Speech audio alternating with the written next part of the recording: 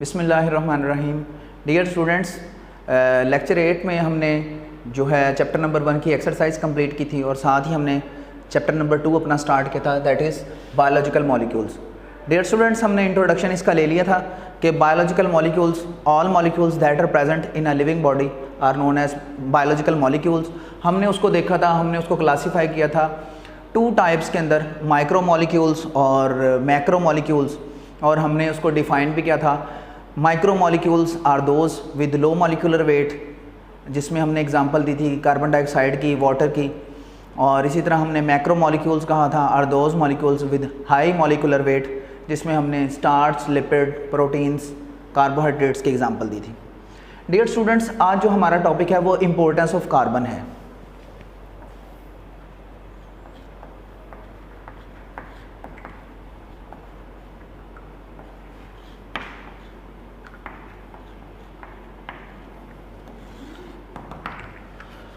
Carbon किस तरह से बायोलॉजिकल मॉलिक्यूल्स के अंदर जो है वो अवेलेबल है और किस तरह से एक स्पेसिफिक रोल प्ले करती है। सबसे पहले हम इसकी डिटेल में जाने से पहले इम्पोर्टेंस ऑफ कार्बन, इसके बारे में चंद एक चीज़ें देख लें कि कार्बन की इम्पोर्टेंस पर्टिकुलरली हम यहाँ पे क्यों स्टडी कर रहे हैं, डिस्कस कर रहे हैं।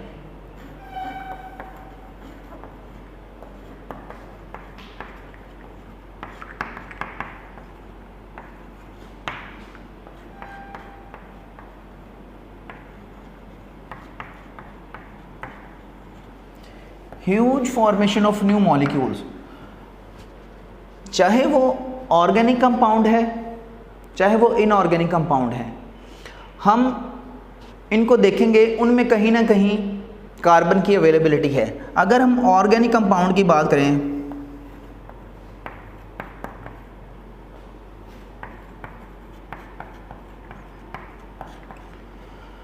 तो ऐसा कोई भी ऑर्गेनिक कंपाउंड हो ही नहीं सकता जिसके अंदर कार्बन अवेलेबल ना हो।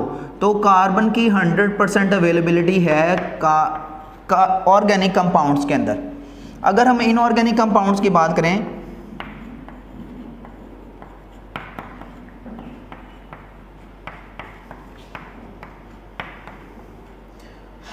तो ज़रूरी नहीं है यहाँ पे कि कार्बन उसके अंदर अवेलेबल हो। हम यहाँ पे एग्जांपल लेते हैं, एग्जाम्पल है हमारे पास, देखें डियर स्टूडेंट, हम यहीं पे लिख लेते हैं कार्बन डाइऑक्साइड।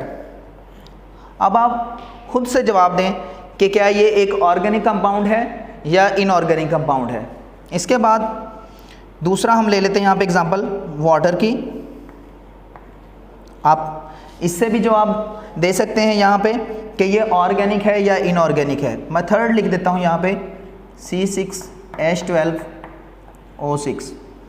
अब इसका भी आपने आंसर देना है कि ये ऑर्गेनिक कंपाउंड है या इनऑर्गेनिक कंपाउंड है। डियर स्टूडेंट्स, बहुत सारे स्टूडेंट्स इसके अंदर एक मिस्टेक करते हैं, वो कार्बन को देखते ही इसको बोल देते हैं ऑर्गेनिक कंपाउंड। ये एक इनऑर्गेनिक कंपाउंड है। अब इनऑर्गेनिक कंपाउंड हो गया, कार्बन डाइऑक्साइड क्या है, एक इनऑर्गेनिक कंपाउंड। वाटर क्या है, वाटर भी एक इनऑर्गेनिक कंपाउंड है।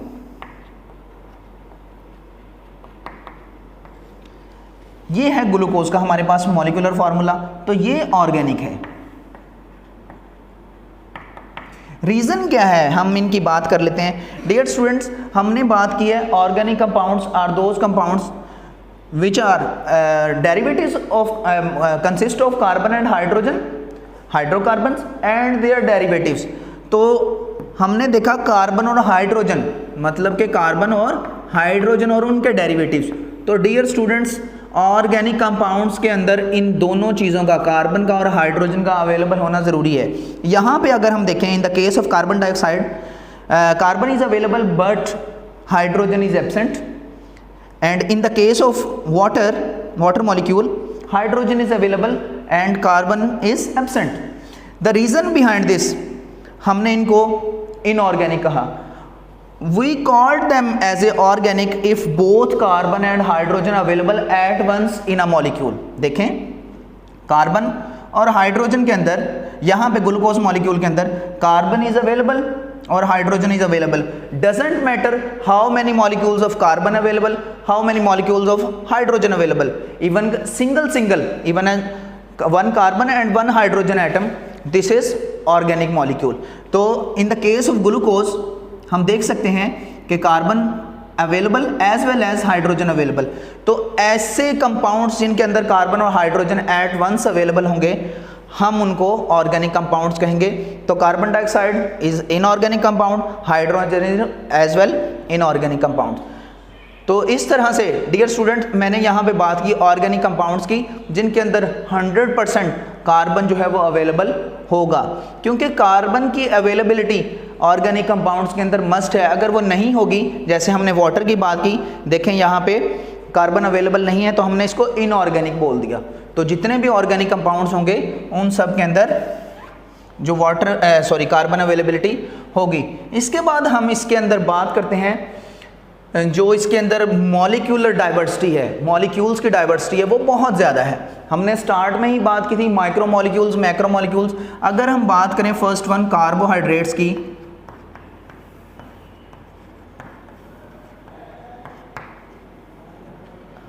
अगर हम बात करें प्रोटीन्स की, अगर हम बात करें लिपिड्स की,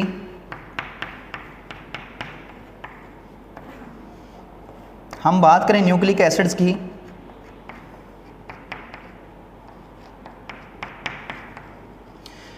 तो जितने भी हमारे मेजर बायोमॉलिक्यूल्स हैं उनके अंदर हमने देखा organic carbon available, organic carbon available, organic carbon available, hydrogen as well available, इसी तरह ऑर्गेनिक कार्बन और हाइड्रोजन अवेलेबल।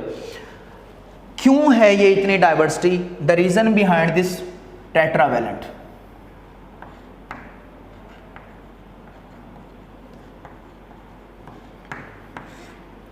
कार्बन की जो वैलेंसी है डियर स्टूडेंट्स वो है 4, कार्बन की वैलेंसी 4 है। टेट्रावैलेंट इसको हमने कहा कि इसकी वैलेंसी 4 होने की वजह से, वैलेंसी क्या है? Tendency of an atom to react with other atoms.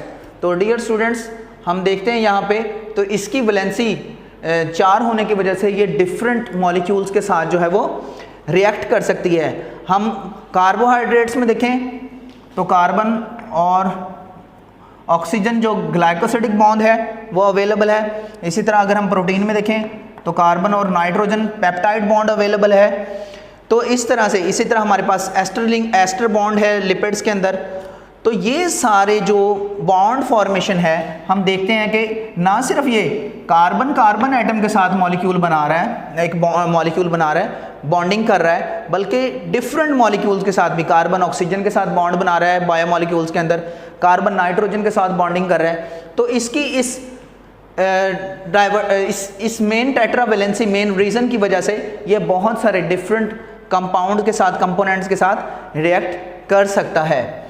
Okay, इसके बाद डियर स्टूडेंट्स हम बात करेंगे इसकी डाइवर्सिटी की। हमने देख लिया, हम यहाँ पे फर्दर डिस्कशन करेंगे कि किस तरह से डिफरेंट तो डियर स्टूडेंट्स हम बात कर रहे थे इंपॉर्टेंस ऑफ कार्बन की, जिसमें हमने बात की इसके बॉन्डिंग की, जिसमें हमने देखा डिफरेंट कार्बन हाइड्रोजन बॉन्ड है, कार्बन ऑक्सीजन बॉन्ड है, कार्बन नाइट्रोजन बॉन्ड है। तो अगर हम कार्बन हाइड्रोजन बॉन्ड की तरफ देखें तो सेलुलर रेस्पिरेशन के अंदर जहाँ पे एटीपी फॉर्मेशन होती है, हमारी जितना भी जो भी फूड स्टफ है जो हम इस्तेमाल करते हैं उसके अंदर हम देखते हैं कार्बन और हाइड्रोजन अवेलेबल होता है। तो इस बॉन्ड के ब्रेकिंग की वजह से ये जो बॉन्ड इनके अंदर कार्बन और हाइड्रोजन के दरमियान अवेलेबल है, दिस बॉन्ड, इसकी ब्रेकडाउन से एनर्जी रिलीज होती है और इसी एनर्जी को जो है वो सेल्स जो है वो अपनी एटीपी बनाने के लिए इस्तेमाल करते हैं, जिसको हम सेलुलर रेस्पिरेशन का नाम भी देते हैं। तो इस तरह से डियर स्टूडेंट्स हम देखते हैं कि इसकी स्ट्रक्चरल कंपोजिशन किस तरह से डिफरेंट एलिमेंट्स के साथ है।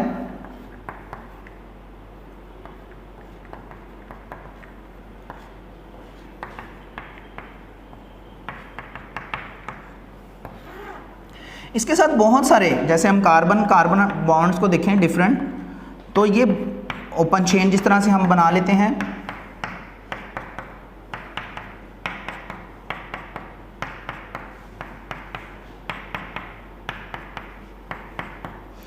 ये देखें डियर स्टूडेंट्स, ये हमारे पास एक अनब्रांच्ड चेन है जो कि कार्बन के, अब देखें कार्बन कार्बन बॉन्डिंग भी हो रही है और कार्बन डिफरेंट 1 2 3 4 1 2 3 4 हर जगह पे कार्बन की वैलेंसी 4 सेटिस्फाइड करनी है। तो ये हमारे पास एक अनब्रांच्ड जो चेन है,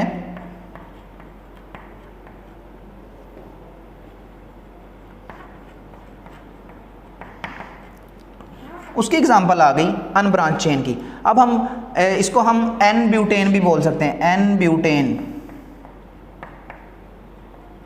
एन ब्यूटेन क्यों? Dear students, 4 carbon atom available है, 4 carbon available in a chain, और लीनियर चेन हो तो हम उसके लिए नॉर्मल चेन या एन ब्यूटेन का नाम दे देते हैं। इसी तरह अगर हम इसके अंदर बात करें ब्रांच की, तो डियर स्टूडेंट्स रिंग्ड स्ट्रक्चर भी होता है। पहले हम रिंग्ड स्ट्रक्चर की बात कर लेते हैं। तो इस तरह से हमारे पास रिंग फॉर्मेशन होती है, जो कि हमने बेंजीन रिंग में देखा। तो ये हमारे पास हर कॉर्नर के ऊपर एक कार्बन अवेलेबल होता है। आपको पता है अल्टरनेट डबल बॉन्ड होते हैं, double bond, single bond, double bond, single and double. अब यहाँ पे हमने वैलेंसी को सेटिस्फाइड करना है। अगर यहाँ पे हम देखते हैं, यहाँ पे एक हाइड्रोजन पुट होता है, तो 2 वैलेंसी यहाँ से होगी कार्बन कार्बन बॉन्ड के साथ। इसी तरह 3rd एंड 4th, इसी तरह इसके ऊपर भी हाइड्रोजन एक पुट हो जाएगा। इसी तरह इसके ऊपर भी एक हाइड्रोजन, यहाँ पे भी एक हाइड्रोजन, यहाँ पे भी एक हाइड्रोजन, और यहाँ पे भी एक हाइड्रोजन। चेक कर लें कहीं पे भी आपकी वैलेंसी जो है वो कम ना हो। इधर देखें, इस कार्बन एटम पे 2 एटम्स जो बॉन्ड्स हैं वो इस कार्बन के साथ, 3rd इस कार्बन के साथ, और 4th इस हाइड्रोजन के साथ। कोई भी कार्बन आप उठा लें, इस कार्बन को देख लें, 2 इधर से, 1 इधर से और 1 इधर से, कार्बन के साथ, कार्बन कार्बन के साथ, और 2 बॉन्ड इस कार्बन के साथ, और 1 हाइड्रोजन इस हाइड्रोजन, एक बॉन्ड इस हाइड्रोजन के साथ। तो ये हमारे पास रिंग्ड स्ट्रक्चर आ गया।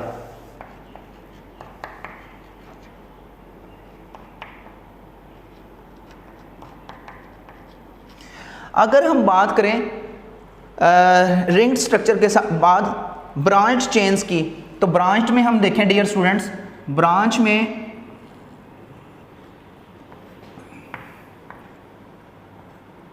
अब यहाँ पे हम इसको सेटिस्फाई कर लेते हैं। इस कार्बन की तो वैलेंसी यहाँ से सेटिस्फाइड होगी, लेकिन यहाँ पे हम देखें या यहाँ पे हम देखें,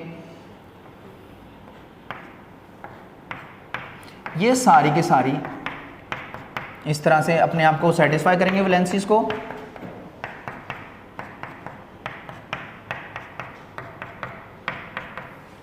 डियर स्टूडेंट्स देखें, ये हमारे पास 1 2 3 4 5 जो है वो कार्बन एटम्स हैं, लेकिन हम देखते हैं इस कार्बन के साथ एक और कार्बन ब्रांच की फॉर्म में अवेलेबल है, इस कार्बन के साथ एक और कार्बन भी ब्रांच की फॉर्म में अवेलेबल है। हम देख रहे हैं यहाँ पे। इसी तरह हमने अगर एन ब्यूटेन की एग्जांपल ली, हम आइसोब्यूटेन की एग्जांपल भी लिख देते हैं। यहाँ पे देखें डियर स्टूडेंट्स, ये 3 कार्बन एटम, ये 4th को हम ब्रांच ऊपर की तरफ लगा देते हैं, ठीक है। अब इस तरह से हम इनकी वैलेंसी को सेटिस्फाइड देखते हैं किस तरह से हम इनको कर पाते हैं। हाइड्रोजन है, हाइड्रोजन है, हाइड्रोजन है, इसी तरह